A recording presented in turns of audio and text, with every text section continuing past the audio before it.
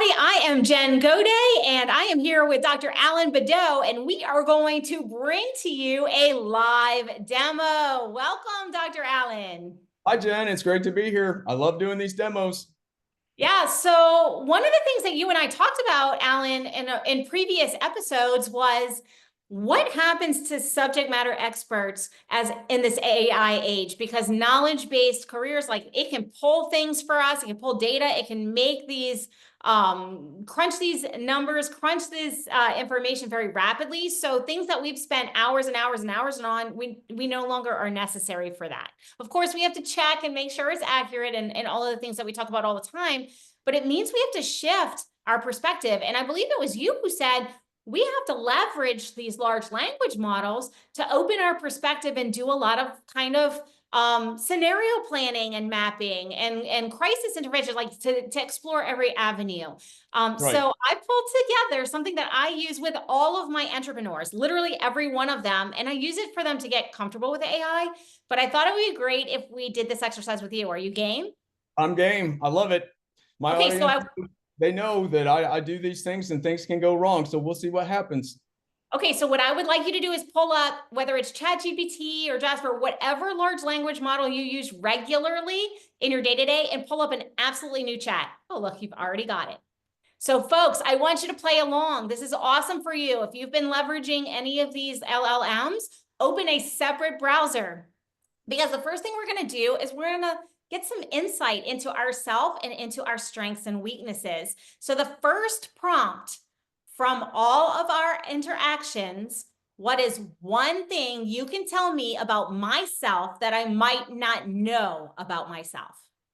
Yep, I am going to not type real time because my audience knows I do that very poorly. Oh, so I cut and paste. I'm cheating. It's great. And so I'm using, ChatGPT 01 Mini. It's fast. I use all of them, quite honestly, from free to, the 01 professional, but we're gonna save time and use this one, and we'll see what it spits out. So while it's spitting out your summary, I did this exercise myself, and I'm going to share that it was on the mark for me.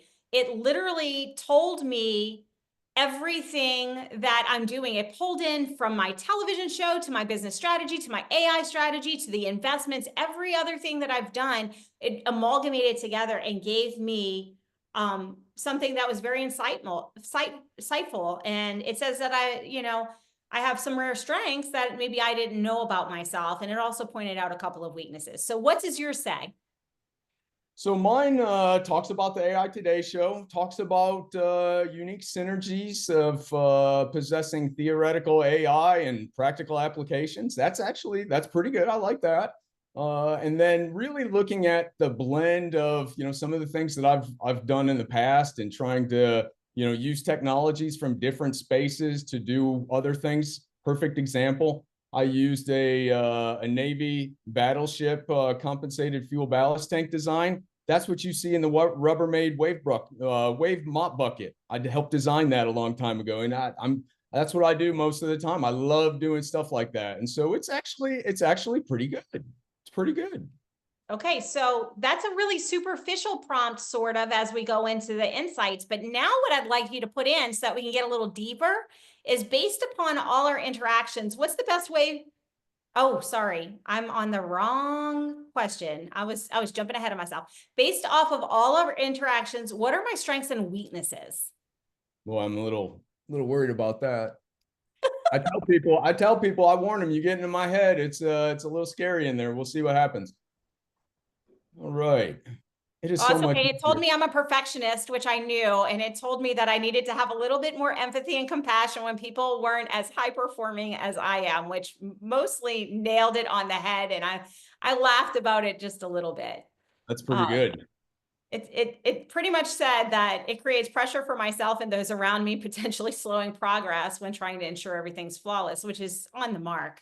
It also, believe it or not, told me that I have a really big challenge with time management when I'm involved in something creative, a creative project, which I've never put into anything that I've ever done in chat, but that's what it pulled out, and it was on the money with that too. That's good. I mean, this says I am a knowledgeable leader. I like that. I'm effective host. Hey, that's good. That's good to, get a little ego boost from that.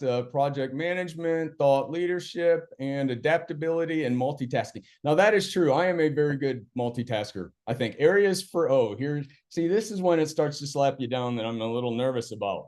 All right. Specialization versus generalization. Yeah, I can see that.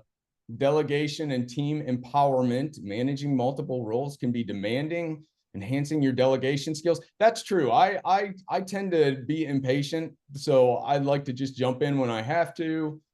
Oh, work-life integration. Ooh, yes, very true. 18, 20 hours a day. Yes. Yeah, okay. All right. It got that right. That part's right. Yep. So it's pretty insightful in providing this. And I'm going to share with the audience that a lot of people come to coaches to figure this out because we think we have these strengths, but when it's staring you in the face, sometimes it's something that you didn't really consider. And I'm going to share one of mine that I didn't really consider. And on mine, I thought I was an expert delegator. I was really good at letting go because I'm really great at building teams. And I don't like to be in the day-to-day weeds. But one of my weaknesses or areas of growth was, while I'm aware of the importance of outsourcing and delegation, there are still challenges around fully letting go and trusting other individuals. And that is 100% on the mark for me, especially when I'm deeply involved in multiple areas of business. And so that was kind of eye-opening for me because I've always looked at, okay, this is a delegate. This is not a Jen thing. This is not a Jen thing. But one of my weaknesses in that perfectionism and high standards is I don't fully trust people to do what they say they're going to do when they say they're going to do it because I've been burned too many times.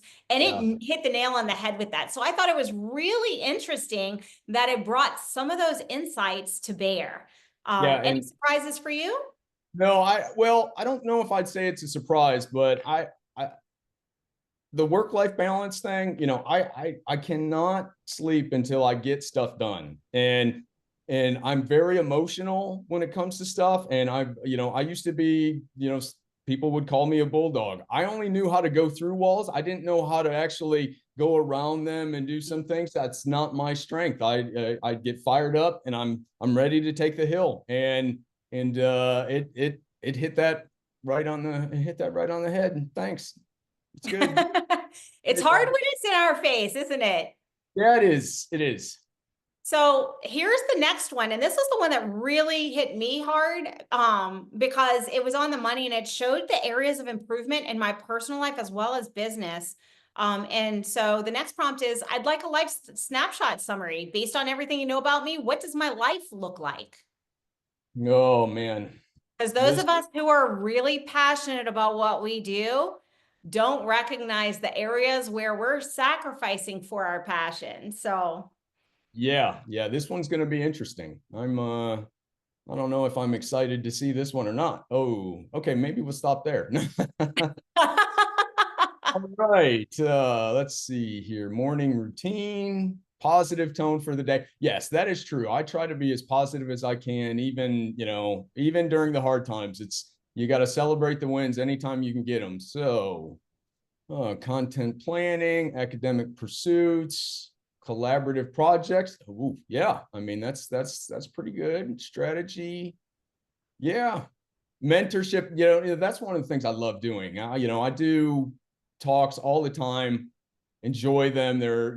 I do them for free 99% of the time just because I love doing that kind of stuff. So yeah. Social media engagement. I'm working on that. I'm doing better. I'm trying to follow your lead, Jen. Let's see, and yeah, this is pretty darn good. This is pretty good.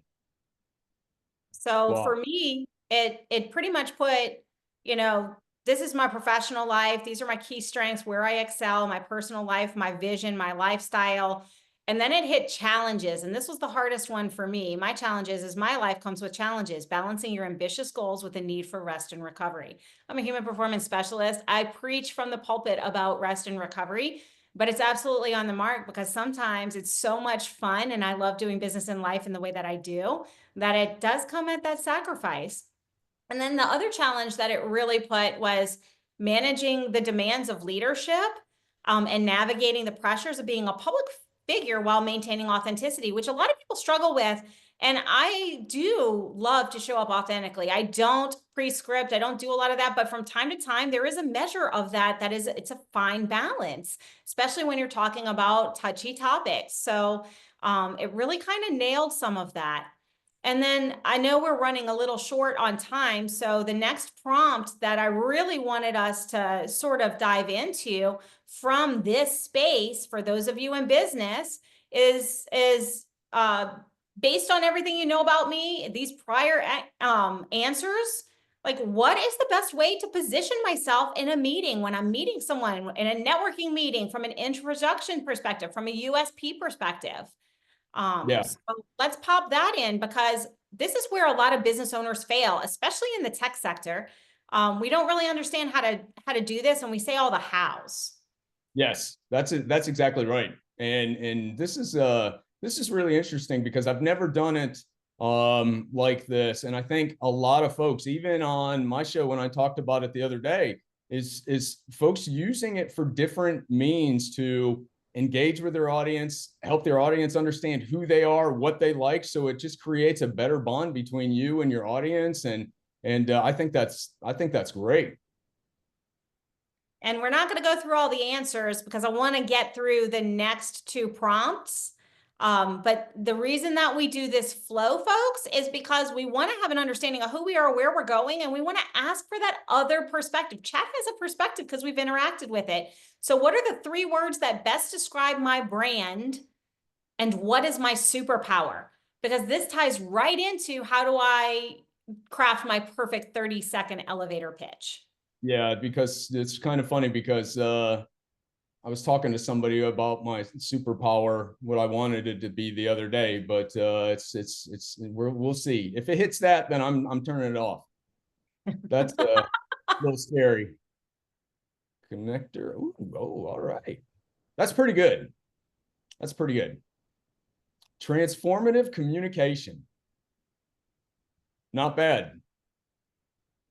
That's pretty good because I really want to just try to get folks to understand things, and including myself, which gets me in trouble a lot, but that's okay. So these, and so when you've done these, the next thing for you to do is to prompt it to give you your perfect 30-second pitch with a hook, with an introduction that includes your superpower, because that's what sets you apart from everybody else. And that's how you leverage the perspective. And if you're a subject matter expertise, you can do the same thing. What are my biases? One of the things that I've done with business owners is to ask ChatGPT, what are my biases based off of everything I've put into ChatGPT? And it can answer these questions for you. We're not going to do that today, but it's essential that we leverage the technology that we have to get a better understanding of ourselves, better insight into ourselves, so that we can leverage our superpower and really stay in our zone of genius. And Alan and I, we've both talked a lot about understanding how to move in this new climate of AI. Well, this can give us some insights. Our weaknesses, those are areas that we can shore up, but it's a lot easier for us to play to our strengths and partner with people who complement and partner with AIs that complement and help us to shore up those weaknesses. Any final thoughts today, Alan? I would just say, remember, it's all about perspective. You can do this for yourself, but you can also do it for your competition. You can do it for your user community. Use it for every single thing that can influence your sphere. And then that's going to give you an advantage because other people aren't using it like this. Perfect. And we will be back next time, same station. You know how to reach both of us. We are both on LinkedIn. We will see you after these few short messages.